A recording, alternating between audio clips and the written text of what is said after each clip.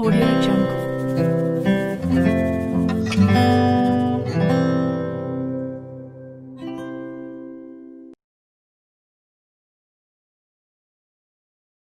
Good morning વિદ્યાર્થી મિત્રો, Shri BB and PB Hirapara કન્યા વિદ્યાલયમાં આપનું સ્વાગત છે.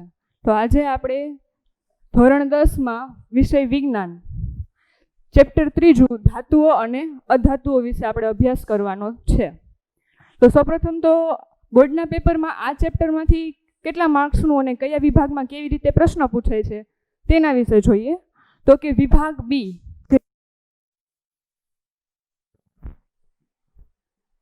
એમાં એક પૂછાય છે, એટલે કે એના 2 માર્ક થશે. અને વિભાગ સી એમાં એક પ્રશ્ન પૂછાય છે જે 3 માર્ક્સનો પ્રશ્ન હશે.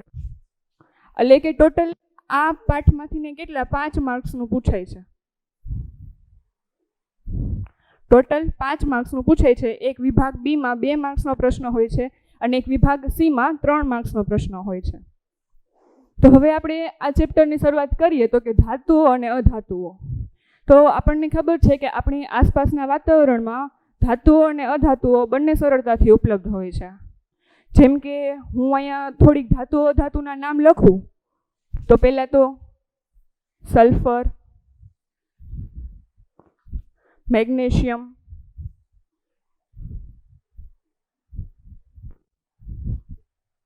પછી છે હાઇડ્રોજન, પછી ઝિંક,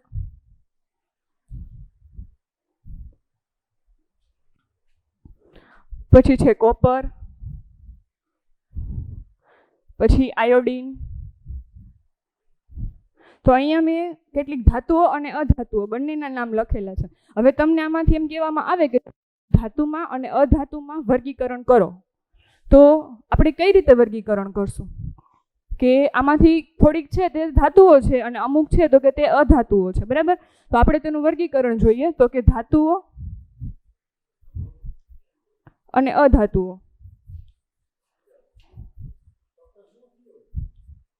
તો પહેલા તો સલ્ફર. સલ્ફર છે કેવી છે? અધાતુ છે.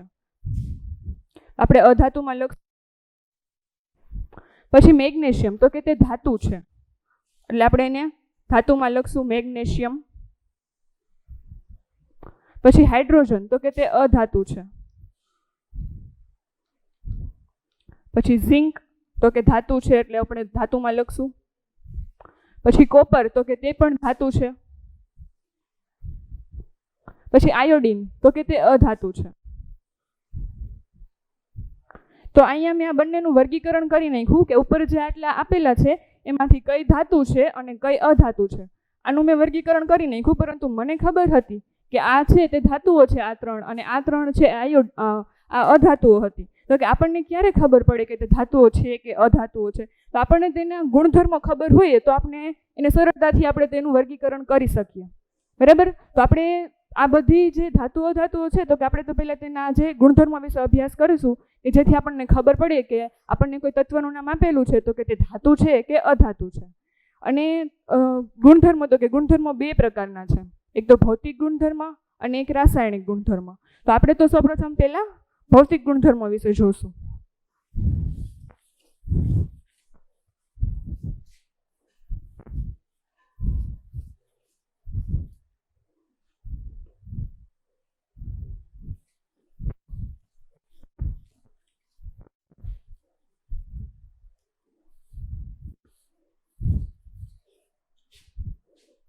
તો જોઈએ સૌપ્રથમ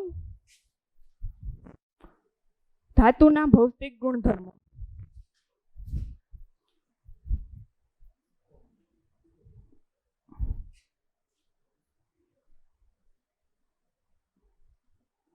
તો કે તેના સામાન્ય ગુણધર્મો પણ કહેવાય છે. પરીક્ષામાં પ્રશ્ન પૂછાય કે ધાતુના ભૌતિક ગુણધર્મો જણાવો, અથવા તો એમ પણ પ્રશ્ન પૂછાઈ શકે કે ધાતુના સામાન્ય ગુણધર્મો જણાવો.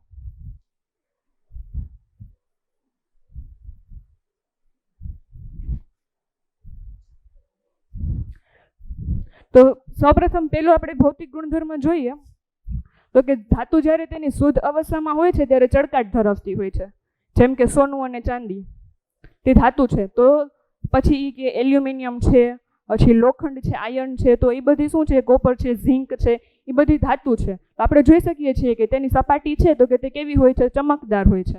એટલે કે આપણે કહી શકીએ કે ધાતુ છે તો કે તે શુદ્ધ સ્વરૂપે હોય છે ત્યારે કેવી હોય છે, ચળકાટ ધરાવતી હોય છે.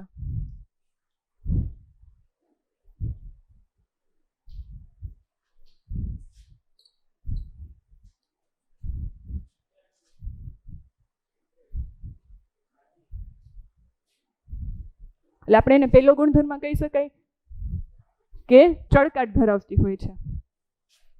પછી ત્યારબાદ બીજું તો કે ધાતુ છે તેના આપણે અહીંયા ઉદાહરણ લખી નાખીએ, જેમ કે સોનું, બરાબર. પછી બીજો ગુણધર્મ છે કે તેના ગલન બિંદુ ઊંચા હોય છે. ધાતુના ગલન બિંદુ ઊંચા હોય છે.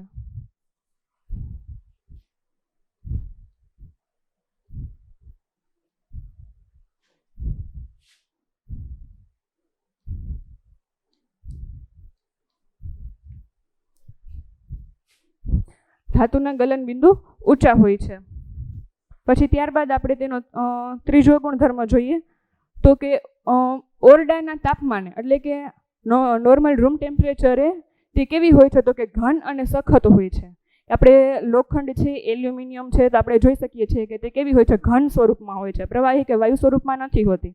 એટલે કે કેવી હોય છે, ઘન હોય છે અને કે સખત હોય છે, કે જેને આપણે સરળતાથી આપણે ચપ્પા વડે કે છરી વડે આપણે એને કાપી નથી શકતા. તો આપણે એમ કહી શકાય કે ધાતુ છે તો કે તે ઓરડાના તાપમાને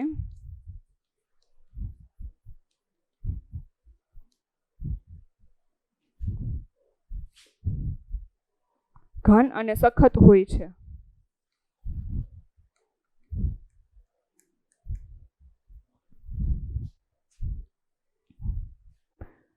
બધી આપણે કોઈ પણ ધાતુ લઈ લઈએ તો કે તે છે તો કે તે ઓરડાના તાપમાને ઘન અને સખત જ જોવા મળશે. પછી કેટલીક ધાતુઓ છે તો કે તેને આપણે ટીપીને તેના પતરા બનાવી શકીએ છીએ, કે આપણે તેને જેવો આકાર આપવો હોય તો આપણે તેને એવો આકાર આપી શકીએ છીએ. એટલે કે તે ટીપાઉપણાનો ગુણધર્મ ધરાવે છે.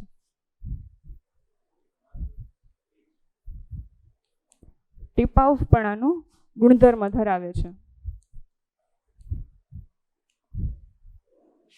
પછી ટીપાઉપણાનો અને તે તણાવપણાનો પણ ગુણધર્મ ધરાવે છે.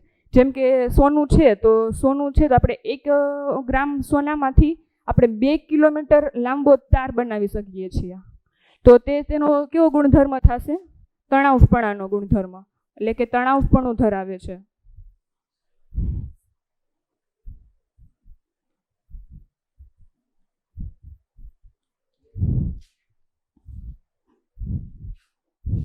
પછી ત્યારબાદ જોઈએ તો આપણે રોજબરોજના જીવનમાં પણ આપણે ધાતુનો ઉપયોગ કરતા જોઈએ છીએ.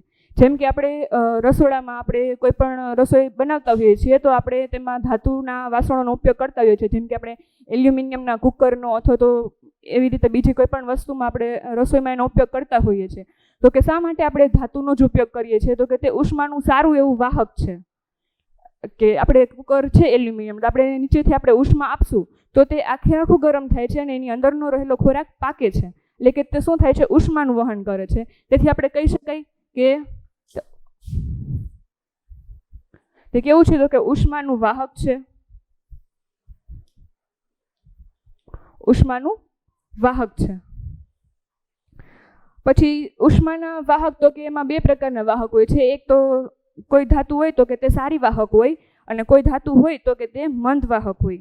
તો સિલ્વર અને કોપર છે એ બંને ઉષ્માની સારી વાહક છે, કે જે સારી રીતે એનું વહન કરી શકે છે. પરંતુ ઘણી ધાતુ એવી હોય કે જે એટલું વ્યવસ્થિત રીતે તેનું ઉષ્માનું વહન ના કરી શકતી હોય, જેમ કે લેડ અને પારો.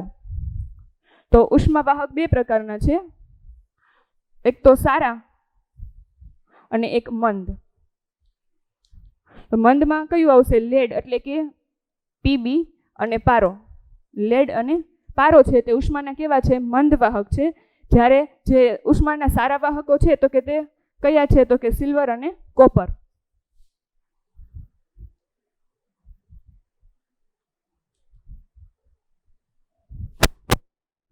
તો આપણે ઉષ્માના વાહકો જોયા. પછી હવે ત્યારબાદ કે વિદ્યુતના વાહક. ધાતુઓ છે તો કે તે વિદ્યુતના પણ વાહક હોય છે. આપણને જે આપણે ઘર સુધી જે વીજળી પહોંચે છે તો કે તે તાર મારફતે પહોંચે છે. તો તે તાર છે તે શેના બનેલા હોય છે? ધાતુના બનેલા હોય છે કે જેમાંથી વિદ્યુતનું વહન થાય છે. તો એટલે આપણે કહી શકીએ કે તે વિદ્યુતના પણ વાહક છે, એટલે કે તે વિદ્યુત વાહક છે. અને તાર હોય છે તો કે તે તારની ફરતે પીવીસી અને રબર જેવું આવરણ આવેલું હોય છે. પીવીસી એટલે કે પોલિવિનાઇલ ક્લોરાઇડ.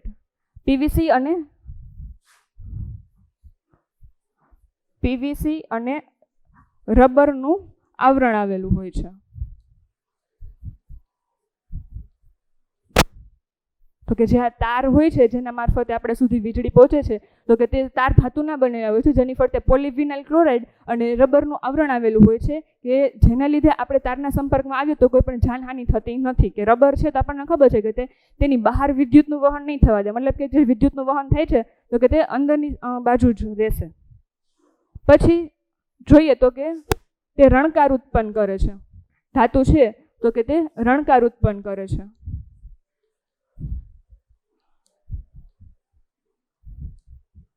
આપણે સ્કૂલમાં તમારે રિસેસ પડે છે અથવા તો કે રજા પડે છે 12 વાગે કે 4 વાગે, જ્યારે સ્કૂલનો ટાઈમ પૂરો થાય છે તો કે ત્યારે જે ઘંટ વાગે છે તો આપણે જે સ્કૂલમાં ઘંટ રાખેલા હોય છે તે પણ શેના રાખેલા હોય છે? ધાતુના જ રાખેલા હોય છે.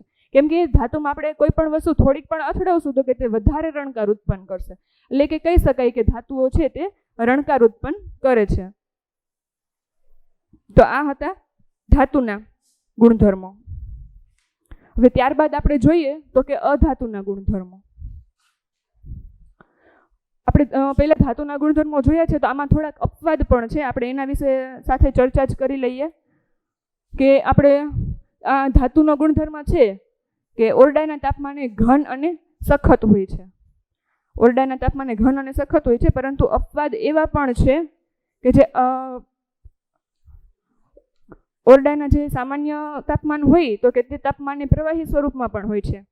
તો કે એક જ ધાતુ છે પારો, કે જે છે તે ઓરડાના તાપમાને પ્રવાહી સ્વરૂપમાં હોય છે.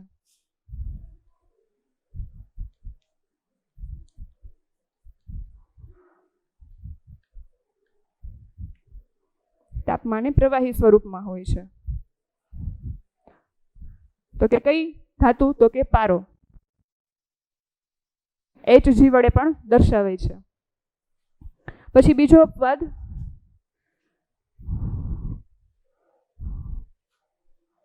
કે આપણે અહીંયા કીધું કે સખત હોય છે. ધાતુઓ કેવી હોય છે? સખત હોય છે. પરંતુ અમુક એવી ધાતુઓ છે કે જેને સખત હોય છે, મતલબ કે કેવી હોય છે કે તેને છરી અથવા તો ચપ્પા વડે, જેમ મેં કીધું એમ કે કાપી નથી શકાતી. પરંતુ અમુક ધાતુ એવી હોય છે કે જેને છરી અથવા તો આપણે છરી વડે એને કાપી શકીએ છીએ. તો કે અમુક આલ્કલી ધાતુઓ એવી હોય છે જેમ કે લિથિયમ છે, સોડિયમ છે, બરાબર. તો એને આપણે શેના વડે? છરી વડે કાપી શકતા હોઈએ છીએ. તો બીજો એક અપવાદ એ પણ થશે કે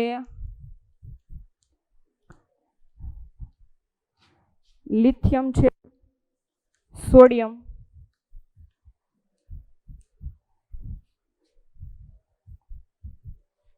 ને છરી વડે કાપી શકાય છે. તો આ આપણે બધા ધાતુના ભૌતિક ગુણધર્મો અથવા તો તેના સામાન્ય ગુણધર્મો જોયા, અને આ હતા કે તેના અપવાદ. તેમાં 2 અપવાદ રહેલા છે. તો પરીક્ષામાં આવી રીતે પણ પ્રશ્ન પૂછાઈ શકે કે ધાતુના સામાન્ય ગુણધર્મો અને તેમાં રહેલા અપવાદ જણાવો. આવો પ્રશ્ન 2 માર્કમાં પૂછાઈ શકે.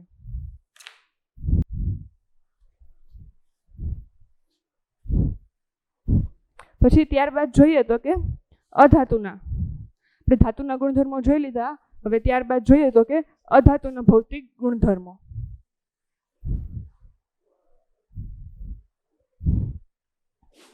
તો સામાન્ય રીતે જે ધાતુના ગુણધર્મો છે એનાથી વિરુદ્ધ જ અધાતુના ગુણધર્મો છે. આપણે પહેલા ધાતુનો ગુણધર્મ શું જોયો હતો કે તેના તો ગલન બિંદુ કેવા હોય છે? ઊંચા હોય છે. તેની વિરુદ્ધ અધાતુના થશે. તો અધાતુના આપણે કહી શકીએ કે તેના ગલન બિંદુ કેવા હશે? નીચા હશે.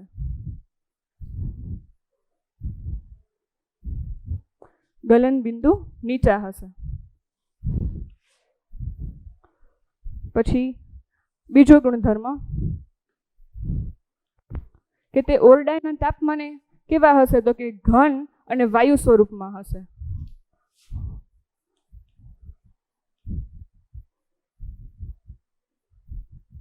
ઓરડાના તાપમાને ઘન અને વાયુ સ્વરૂપમાં હશે. જેમ કે આપણે પહેલા વર્ગીકરણ કરેલું હતું સ્ટાર્ટિંગમાં ધાતુ અને અધાતુ, તેમાં આપણે હાઇડ્રોજન વાયુનો પણ આપણે જોયું હતું વર્ગીકરણમાં. તો હાઇડ્રોજન વાયુને આપણે અધાતુમાં મૂક્યું હતું. તો હવે તમને સમજાણું કે શા માટે આપણે એને અધાતુમાં મૂક્યું, કેમ કે તે વાયુ સ્વરૂપ છે, એટલે કે તેને શેમાં સમાવવામાં આવશે? અધાતુમાં. એટલે કે ઉદાહરણ તરીકે હાઇડ્રોજન.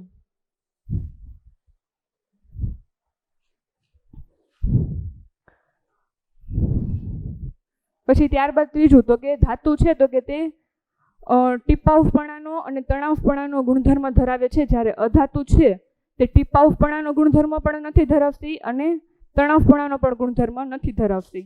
તો આપણે અહીંયા લખી શકાય કે તણાવપણું ધરાવતી નથી.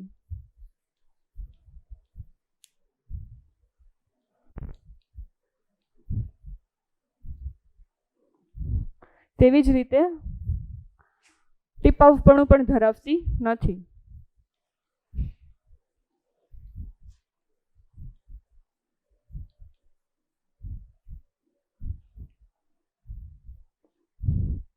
પછી ત્યારબાદ આપણે જોઈએ તો કે તે રણકાર ઉત્પન્ન, આપણે જોયું હતું કે ધાતુઓ છે તો કે તેના ઘંટ બનેલા હોય છે અને રણકાર ઉત્પન્ન કરે છે. તો અહીં આપણે કહી શકીએ કે અધાતુ છે તેથી તે રણકાર ઉત્પન્ન કરતી નથી.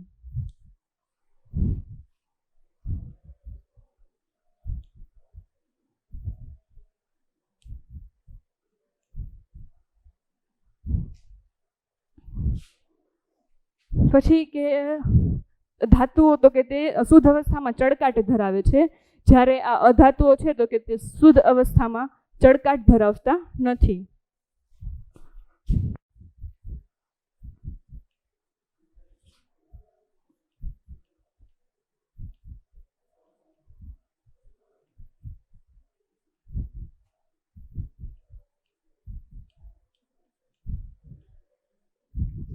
શુદ્ધ અવસ્થામાં ચળકાટ ધરાવતા નથી.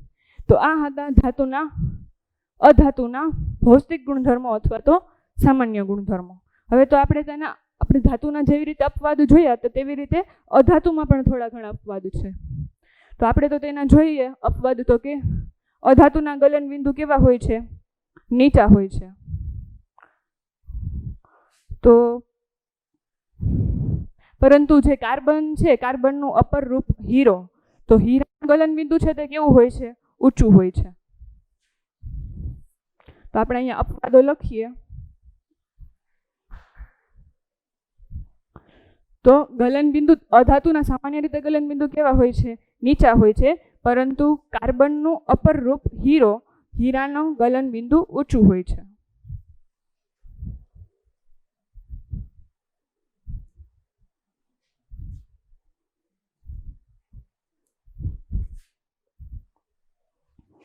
પછી ત્યારબાદ જોઈએ તો કે ઓરડાના તાપમાને ઘન અને વાયુ સ્વરૂપમાં હોય છે. તો કે તેમાં પણ એક અપવાદ છે કે જે બ્રોમિન છે તો કે તે પ્રવાહી સ્વરૂપમાં હોય છે. અધાતુ છે તે સામાન્ય રીતે કઈ સ્વરૂપમાં હોય? ઘન અને વાયુ. પરંતુ અપવાદ એવો છે કે બ્રોમિન છે તે પ્રવાહી સ્વરૂપમાં જોવા મળે છે.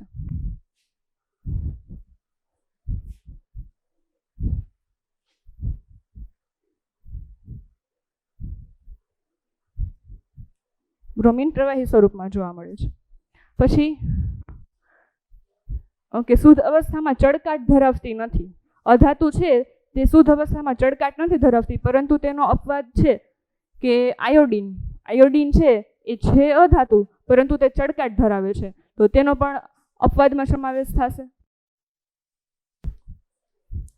એટલે કે આયોડિન ચળકાટ ધરાવે છે.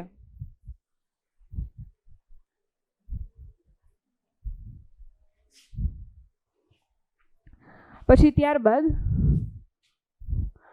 આમાં હજી એક આપણે ગુણધર્મ લખતા ભૂલી ગયા. અહીંયા સાઈડમાં લખું છું 7મો. આપણે વિદ્યુત અને ઉષ્માનું વાહક જોયું હતું કે ધાતુ છે તે વિદ્યુત અને ઉષ્માના વાહક છે, પરંતુ અધાતુ છે તો કે તે વિદ્યુત અને ઉષ્મા બંનેના કેવા થશે? અવાહક થશે. વિદ્યુત અને ઉષ્માના અવાહક.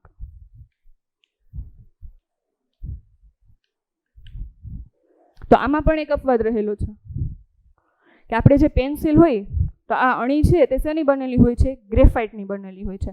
તો આ જે ગ્રેફાઇટ છે તો કે તે ઉષ્માના વાહક છે, વિદ્યુતના વાહક છે. જે ગ્રેફાઇટ છે તે શેના વાહક છે? વિદ્યુતના વાહક છે. તો કે ગ્રેફાઇટ આવશે અધાતુમાં, બરાબર, કેમ કે તે કાર્બનનું અપરૂપ છે ગ્રેફાઇટ, પરંતુ તે વિદ્યુત અધાતુ છે તો તે વિદ્યુતનું વાહક ના કરતા હોવા જોઈએ. પરંતુ અહીંયા એમ કે છે કે ગ્રેફાઇટ છે તે વિદ્યુતનું વાહક છે, કે તેમાંથી વિદ્યુત પ્રવાહ પસાર થઈ શકે છે, એટલે કે તે અપવાદ કહેવાશે. તો કે ગ્રેફાઇટ વિદ્યુતનું વાહક છે.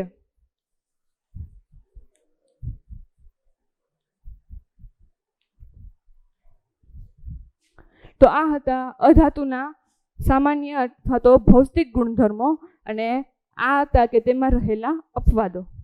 તો આમ રીતે પણ પ્રશ્ન પૂછાઈ શકે કે અધાતુના ભૌતિક ગુણધર્મો અને તેના અપવાદો જણાવો. 2 માર્ક્સમાં પ્રશ્ન પૂછાઈ શકે. અથવા તો એમ પણ પૂછાય કે ધાતુ અને અધાતુના બંનેના ભૌતિક ગુણધર્મો અથવા તો કે સામાન્ય ગુણધર્મો જણાવો. અથવા તો એવી રીતે પણ તફાવત સ્વરૂપે પણ પૂછાઈ શકે કે ધાતુ અને અધાતુના ભૌતિક ગુણધર્મોનો તફાવત આપો. તો આવી રીતે વિવિધ પ્રકારે પ્રશ્ન પૂછાઈ શકે.